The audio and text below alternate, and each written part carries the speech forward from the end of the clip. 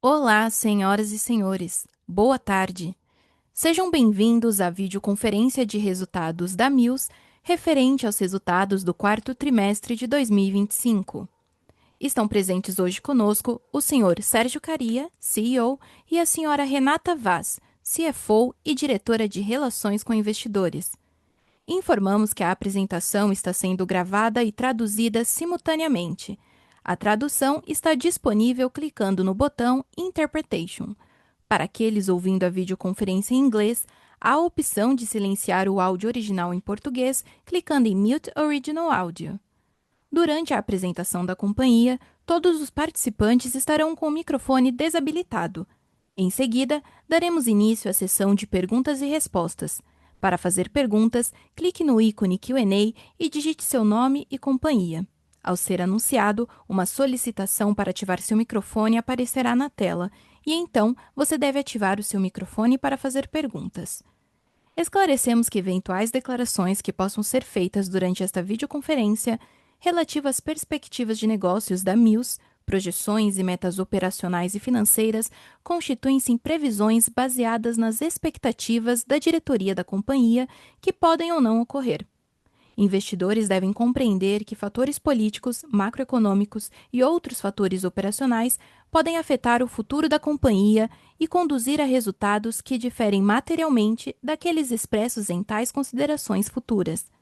Para abrir a videoconferência de resultados do quarto trimestre de 2025, passa a palavra para o senhor Sérgio Caria. Boa tarde a todos. É um prazer estarmos novamente com vocês para comentar os resultados da Mills referentes ao quarto trimestre ao exercício de 2025. Começando pelo slide 3, tivemos mais um ano de crescimento consistente com expansão de margens e forte geração de caixa. Encerramos o período com receita líquida de 1,8 bilhão de reais, um crescimento de 16,7% em relação a 2024. O EBITDA ajustado atingiu 941 milhões, crescendo 24% no ano, com expansão de 3 pontos percentuais na margem, que chegou a 51,2%. Esse resultado reflete principalmente ganhos de escala e melhorias contínuas de eficiência operacional. O lucro líquido totalizou 301 milhões de reais, um crescimento de 6%, mesmo com uma despesa financeira maior ao longo do ano. Quando olhamos o lucro líquido caixa, o resultado foi de 502 milhões, crescendo 21% em relação a 2024. Também seguimos focados na geração de valor para os acionistas. Em 2025, anunciamos uma distribuição recorde de proventos, totalizando 255 milhões de reais, dos quais 150 milhões serão pagos agora em abril. Isso representa um payout de aproximadamente 85% do lucro do exercício, equivalente a um dividend yield de cerca de 8%, considerando o preço de fechamento do ano. Outro destaque foi a geração de caixa. A geração operacional ajustada atingiu aproximadamente 786 milhões, com conversão de caixa de cerca de 87% do EBITDA, acima da média histórica da companhia. Esse nível de geração permitiu reduzir novamente a alavancagem, que encerrou o ano em 1,3 vezes dívida líquida sobre o EBITDA, o menor patamar dos últimos 5 trimestres. Além disso, realizamos em dezembro o pré-pagamento da 7ª emissão de debêntures, reduzindo o saldo da dívida e o custo médio de capital da companhia, em linha com nossa estratégia contínua de otimização de estrutura de capital.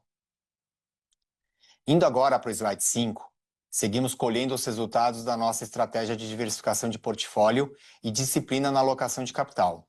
As unidades de pesados e intralogística continuam ganhando relevância, enquanto o segmento de leves segue em um ambiente mais competitivo.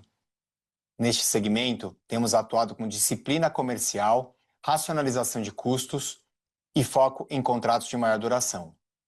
Na unidade de formas e escoramentos, continuamos capturando a demanda associada a projetos de infraestrutura, com crescimento consistente de receita e margens ainda bastante elevadas. Outro ponto importante é a evolução do perfil dos contratos. Encerramos o trimestre com 55% da receita de locação proveniente de contratos de longo prazo, um aumento de 11 pontos percentuais em relação ao quarto T de 24, o que aumenta a previsibilidade de receitas futuras.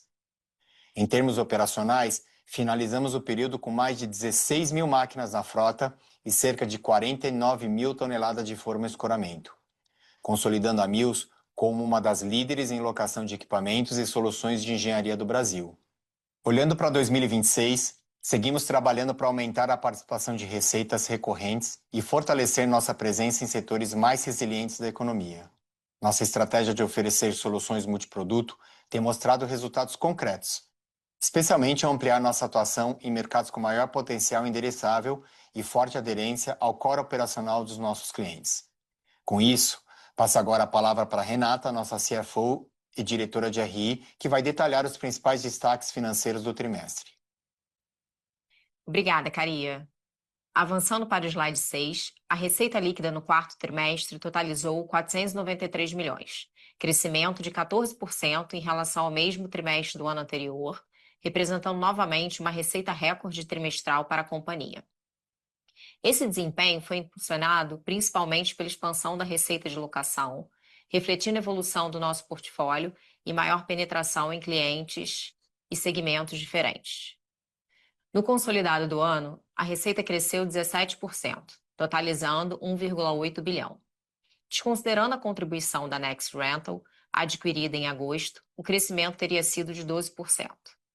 Esse avanço reflete nossa estratégia de diversificação de soluções, proximidade com o cliente e ganhos contínuos de eficiência. Em relação aos custos, registramos 142 milhões no trimestre, crescimento de 9% frente ao quarto trimestre de 2024, acompanhando o maior nível de atividade de locação e aumento do consumo de peças para mobilização e manutenção da frota. No ano, os custos totalizaram 510 milhões, crescimento de 13% em relação a 2024. Já as despesas operacionais somaram 102 milhões no trimestre e 396 milhões no ano.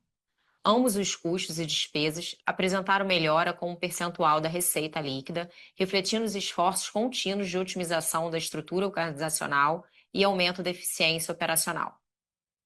Passando para o slide 7, o EBITDA ajustado atingiu 253 milhões no quarto trimestre de 2025, crescimento de 20% em relação ao mesmo período do ano anterior, com margem EBITDA de 51%. No acumulado do ano, o EBITDA cresceu 24%, mantendo uma margem em patamar semelhante ao observado no trimestre. Essa evolução reflete a combinação entre crescimento de receita, disciplina na gestão de custos e ganhos de produtividade nas diferentes unidades de negócio. No gráfico à direita, vemos a evolução do lucro líquido, que totalizou 79 milhões no trimestre, com margem líquida de 16%. O resultado foi impactado principalmente pela maior despesa financeira e o crescimento das despesas com depreciação, fruto do crescimento da frota.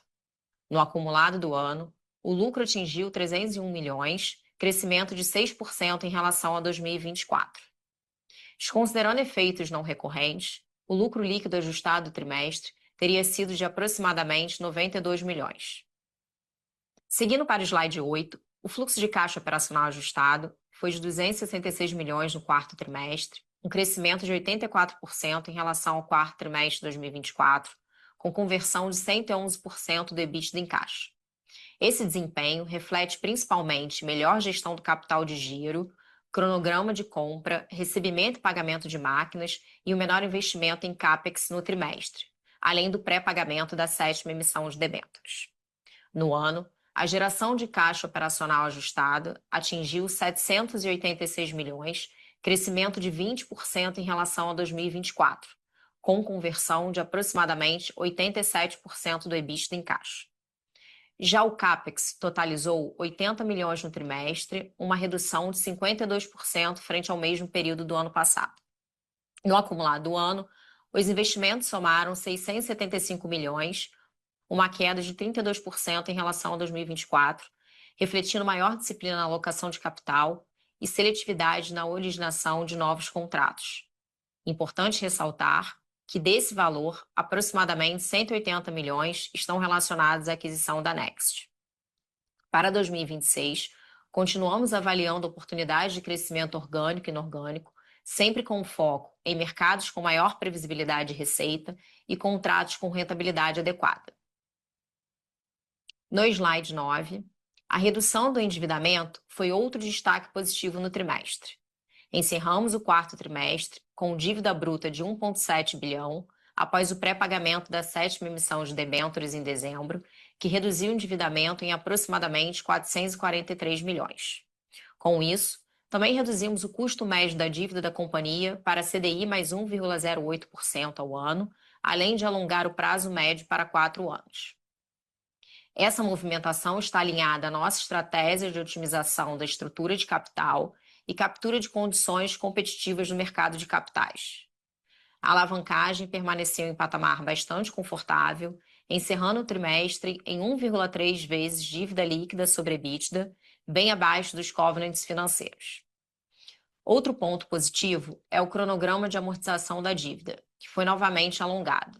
Hoje, 95% da dívida possui prazo superior a 12 meses, sendo que não há mais nenhuma amortização de principal prevista para os próximos 2 anos, 26 e 27, o que deixa a companhia confortável para continuar sua estratégia de crescimento de forma diligente. Passando agora para o slide 11, entregamos mais um trimestre de resultados positivos na unidade de rental, que registrou uma receita líquida de 415 milhões no trimestre, recorde histórico da unidade, com crescimento de 12% em comparação ao período do ano anterior, novamente impulsionado pelo crescimento nas unidades de pesados e intralogística, na contrapartida do cenário de maior competição de leves. Já o EBITDA ajustado atingiu 196 milhões no quarto trimestre de 2025, um crescimento de 14% em relação ao quarto trimestre de 2024, com margem EBITDA ajustado de 47% no trimestre, reforçando a solidez operacional da unidade, o resultado das iniciativas de melhoria contínua e o foco da companhia na geração de valor sustentável, apesar de um cenário mais desafiador em leves.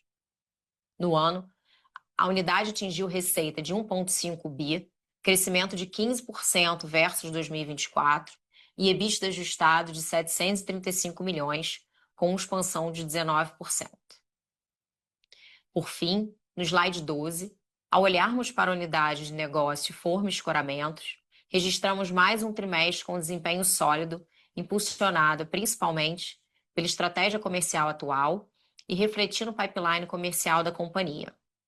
O crescimento consistente é resultado de um maior volume locado e de um aumento de preço praticado.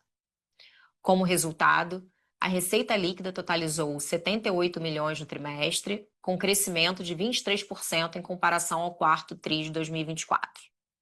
O EBITDA ajustado totalizou 57 milhões no trimestre, crescendo 46% em relação ao quarto trimestre de 2024 e margem de 74%, recorde no período. O crescimento da margem observada foi impulsionado, além do aumento da receita de locação, pelo recebimento pontual de indenizações de clientes decorrentes de acordos comerciais firmados, o que melhorou a PCE da unidade no período. No ano, a unidade atingiu receita de 307 milhões, crescimento de 26% versus 2024, e EBITDA ajustado de 206 milhões, crescimento de 47%. Encerramos assim a apresentação dos resultados do quarto trimestre, agradecemos o tempo de todos e passamos agora para a sessão de perguntas e respostas. Obrigada. Iniciaremos agora a sessão de perguntas e respostas. Lembrando que para fazer perguntas, basta clicar em levantar a mão. Ou envie seu nome e sua empresa no ícone de Q&A. Ao ser anunciado, uma solicitação para ativar seu microfone aparecerá na tela. E então, você deve ativar o seu microfone para fazer perguntas. A nossa primeira pergunta vem do senhor Matheus Santana, do Bradesco. Por favor, pode prosseguir. Oi, Renata, boa tarde. Obrigado por fazer uma pergunta aqui. Eu queria tocar um pouco no tema de aluguel de leves, tá? Eu queria ver assim como vocês estão vendo o ambiente competitivo atualmente, se a gente ainda vê cenário de oversupply de plataformas chinesas, mais plataformas entrando, estoque aqui, e só ver como também que esse pareceu um trimestre que foi um pouco melhor, né? Nas plataformas, já em termos de uma utilização um pouco melhorando também, e como vocês veem, acho que tanto utilização como yield indo para os próximos trimestres agora. Essa pergunta aqui, obrigado. Matheus, obrigado pela pergunta. Então, acho que a gente não vê na margem uma variação muito grande do que já estava acontecendo desde o início do ano passado.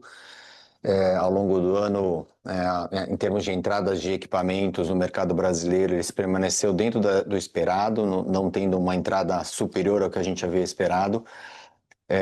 E eu acho que todo o nosso trabalho, né, de inteligência comercial, de cobertura de mercado, de achar novos nichos, né, impactou e tem impactado positivamente para a companhia, né? Obviamente, acho que o ambiente continua um ambiente, né, bastante competitivo, mas a gente enxerga aí a companhia bastante preparada aí para enfrentar, né, essa competição.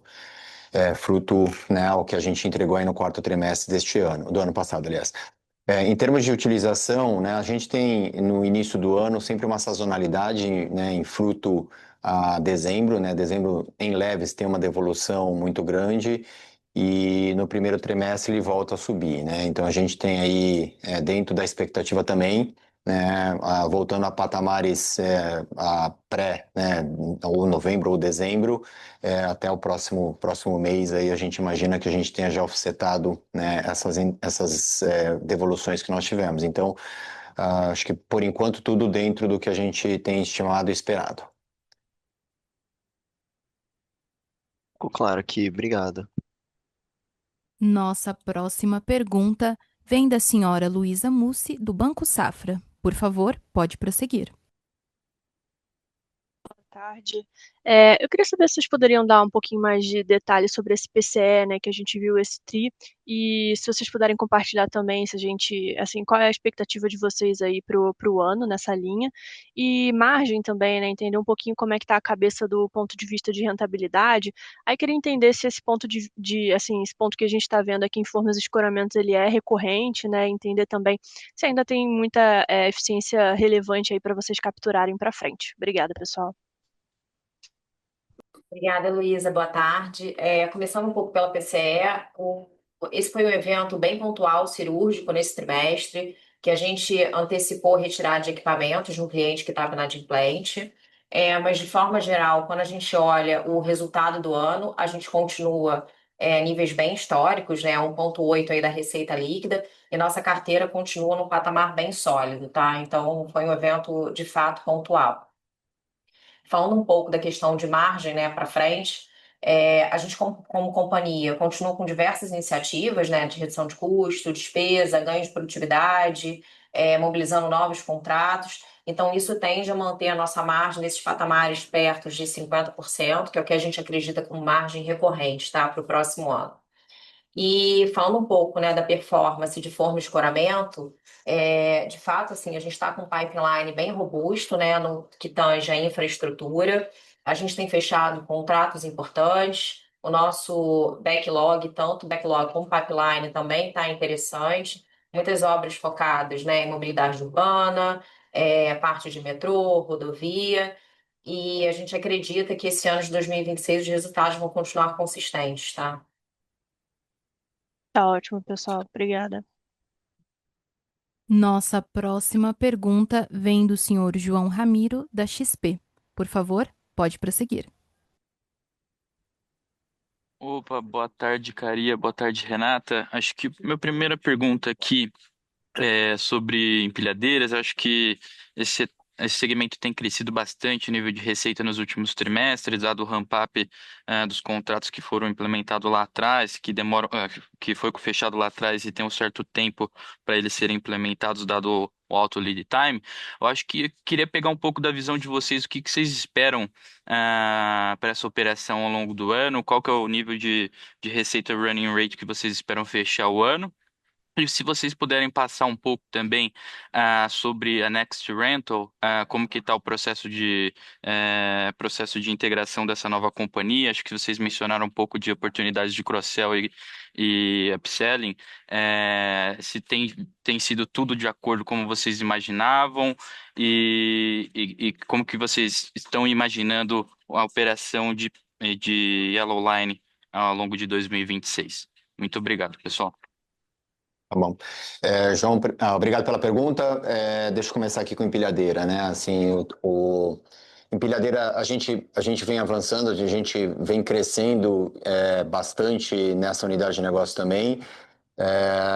E eu acho que não vai ser nada diferente em termos de CAPEX que a gente fez para o ano de 2025, ele vai ser relativamente parecido para o ano de 2026. Mas bem como você menciona, né, entre fechamento barra mobilização e a gente colher os frutos da receita desses contratos, ele é um lead time bastante longo, por isso que vocês viram esse ramp-up ao longo do ano, né? Então, é uma unidade que tem menos sazonalidade, né, em detrimento comparado, obviamente, que acontece com leves, que acontece com pesados também devido às chuvas. É uma unidade bastante constante e a gente espera continuar rampando na mesma proporção para esse ano de 2026. Quanto à Next, né, assim, a gente vem fazendo uma integração, acho que bastante consistente, né, desde o closing. Como a gente havia comentado, não era um PMI simples, né, dado, né, a forma como a gente fez a aquisição, mas ela está, né, acho que todas as frentes, e principalmente as frentes mais críticas, né, para a organização, elas foram concluídas.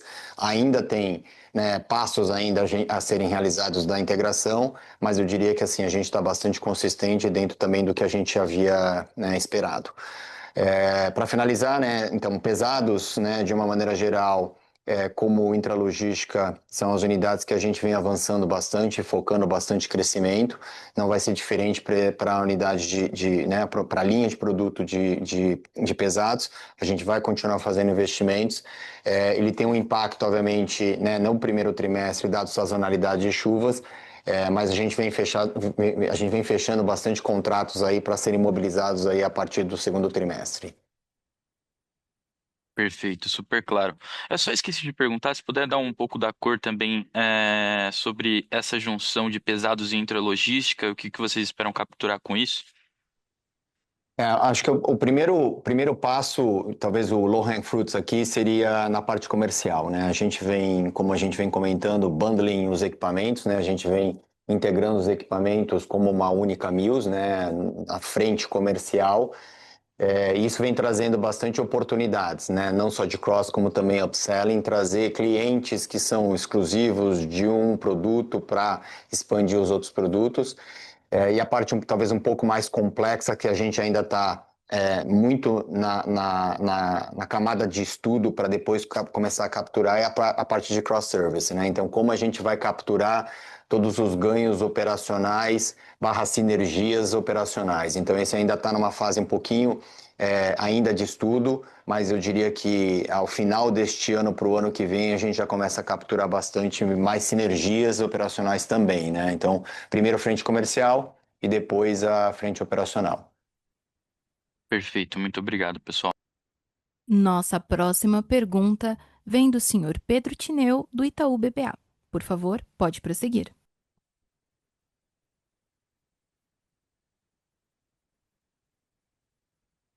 Pedro, seu microfone está aberto. Pode prosseguir. Boa. Obrigado, viu, pessoal, por pegar a nossa pergunta. Eu tenho duas. A primeira delas, eu queria só pegar um update do lado de vocês, como que tem sido a questão de terceira vida dos ativos, né? A gente tinha conversado um pouquinho sobre isso lá atrás. Acho que teve a questão, né, de mudança de bateria de algum deles. Eu queria só pensar aqui junto com vocês como que tem sido, tá? A implementação disso e a adoção disso ao longo de 26, 27, como que está o projeto em si. E o segundo ponto, queria tentar falar um pouquinho sobre reforma tributária. 2027 está aí já.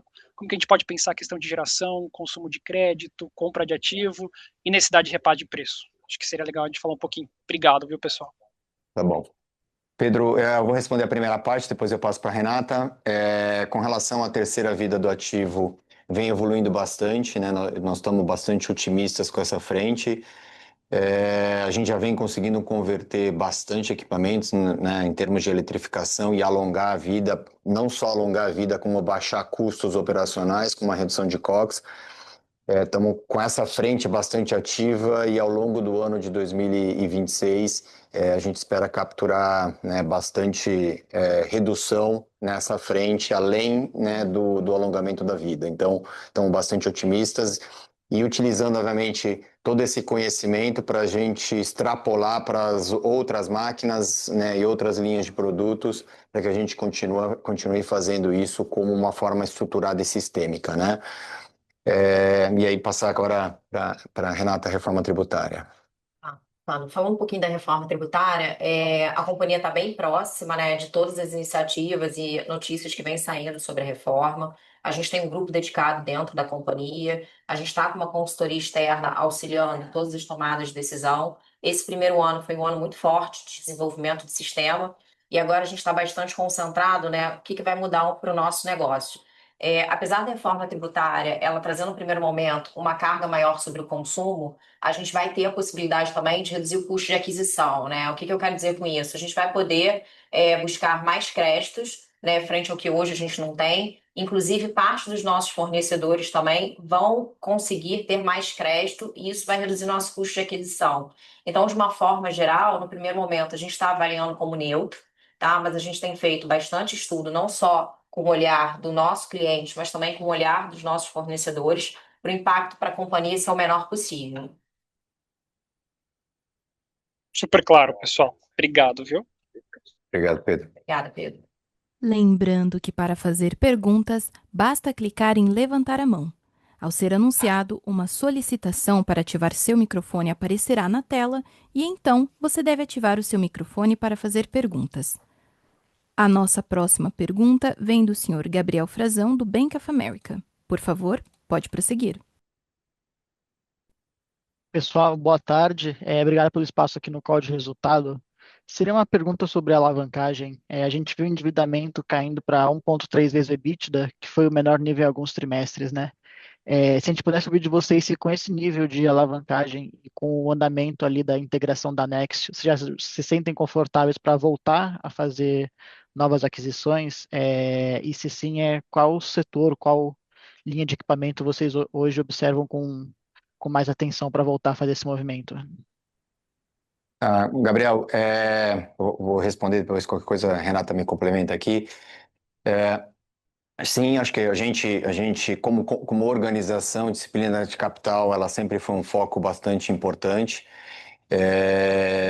E nada muito diferente do que aconteceu no quarto trimestre, né? E a gente espera, acho que dado, né, patamar de juros, mesmo, né, com o corte de 25 bips que aconteceu ontem, né, a gente está bastante otimista no que tange a investimentos capex orgânicos e, obviamente, a nossa frente inorgânica ela é sempre muito ativa, né? Então, a gente sempre vem olhando oportunidades para que a gente possa crescer não só organicamente, mas também inorgânico, né? Então, esse patamar de alavancagem dá um conforto para a companhia, para que a gente possa aproveitar essas oportunidades num Brasil, né, bastante complexo, de juros bastante elevados, né? Então, acho que esse é o principal ponto.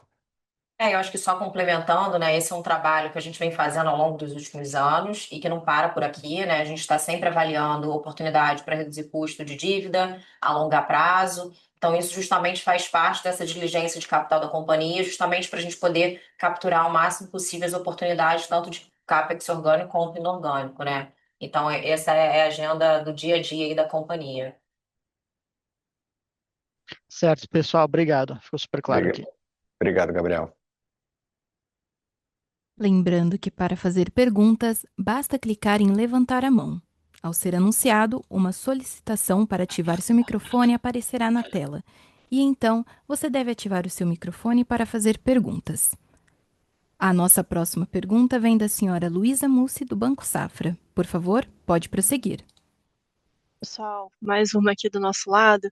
Eu queria entender assim um pouco melhor sobre a expectativa de distribuição de CAPEX de vocês esse ano entre as unidades, né? E aí, quando a gente olha para a plataforma especificamente, até pegando o gancho aqui com o cenário que o Caria comentou ali na primeira pergunta do call, quando a gente pensa no investimento de vocês nessa unidade, né, o quanto a gente poderia pensar, de fato, expansão de frota ou uma troca da frota atual por equipamentos chineses mais baratos que poderiam até ajudar ali na questão do custo de manutenção de vocês? Obrigada. Luiz, eu acho que deixa eu só começar aqui respondendo, né, na parte de CapEx de leves. Assim a gente volta, né? Nós tínhamos parado investimentos no ano de 2025, principalmente para a gente olhar internamente, trabalhar bastante a nossa eficiência. A gente volta investimento para o ano de 2026. E eu acho que uma parte dela, eu diria que do CapEx que a gente está esperando para o ano de 2026 em leves, em torno de 40% seria para renovar a frota, né, e uns 60% para que a gente volte a crescer nessa unidade. Sim, tem alguns produtos, dado a nossa inteligência de mercado, que tem oportunidades para a gente crescer, e é o que a gente está fazendo. Na hora que você olha, a gente também vai fazer um tamanho de investimento muito parecido com o que fizemos no ano de 2025 para formas e escoramentos. A gente repete, né, e continua crescendo, e principalmente no crescimento mais oportunístico, que libera equipamentos que estão parados, né, que a gente chama de equipagem. Então a gente vai equipar alguns equipamentos para a gente poder atender toda a demanda que a gente está enxergando aí de investimentos em infraestrutura e o que está no nosso pipeline, e alguns deles, obviamente, no nosso backlog. E os demais eu diria que estaria concentrado entre 60% e 40%, 60% em pesados e 40% em intralogístico, né, na parte de empilhadeiras. O CapEx esperado para o ano, né? Então, assim, obviamente, nesse CapEx a gente tem, como comentei aqui, né, uma parte dela que é renovação de frota de uma maneira estrutural e uma parte maior para crescimento, né? E aí, até juntando um pouquinho da pergunta do Pedro, né, manter essa alavancagem para a gente ter oportunidades não só para, né, como ter opção para a gente fazer investimentos adicionais, orgânicos, mas também, né, aproveitar oportunidades inorgânicas, que é o que a gente acabou fazendo no ano de 2025, né? Quando a gente começou o ano passado, o nosso CapEx esperado era menor, a gente destravou CapEx ao longo do ano orgânico, para unidade de pesados e de intra, e, né, no final do ano nós fizemos uma aquisição. Então a gente tem uma expectativa para o ano de 2026 também algo parecido, tá? Eu acho que só para complementar, né, dada a nossa forte geração de conversão, né, de EBITDA para fluxo de caixa, a gente consegue, né, fazer todo esse CapEx orgânico, tá olhando oportunidades de M&A e ainda assim manter a nossa alavancagem em níveis confortáveis. Tá ótimo, pessoal, super claro. Boa tarde.